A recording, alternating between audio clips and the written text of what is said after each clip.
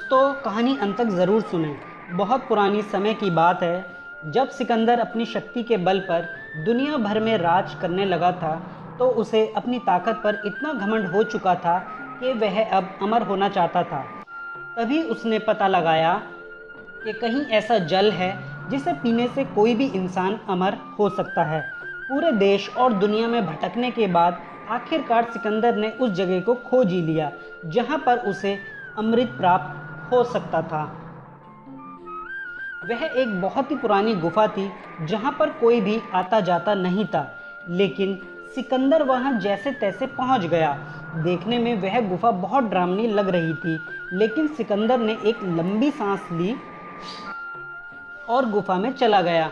अंदर जाते ही सिकंदर एकदम हैरान हो गया, क्योंकि गुफा के अंदर एक अमृत का झरना बह रहा था।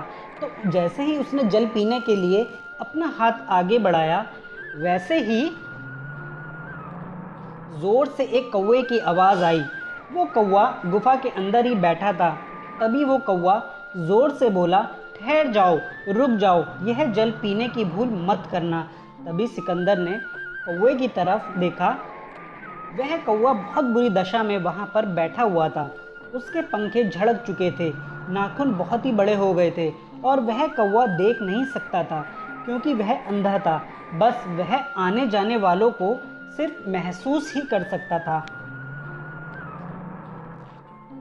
और बस वह एक कंकाल की तरह लग रहा था। तभी सिकंदर ने कहा कि तू कौन होता है मुझे रोकने वाला? मैं पूरी दुनिया को जीत सकता हूँ, तो यह अमृत पीने से मुझे कौन रोक सकता है? तब कौवे ने आंखों में आंसू टपकाते हुए कहा कि मैं भी अमृत की तलाश में इस गुफा में आया था और मैंने जल्दबाजी में अमृत पी लिया। अब मैं कभी मर नहीं सकता, पर अब मैं मरना चाहता हूँ, लेकिन मर नहीं सकता। देख लो मेरी ऐसी हालत। कौवे की बात सुनकर सिकंदर देर तक सोचता रहा और सोचने के बाद फिर बिना अमृत पिए चुपचाप गुफा से बाहर वापस लौट आया। सिकंदर समझ चुका था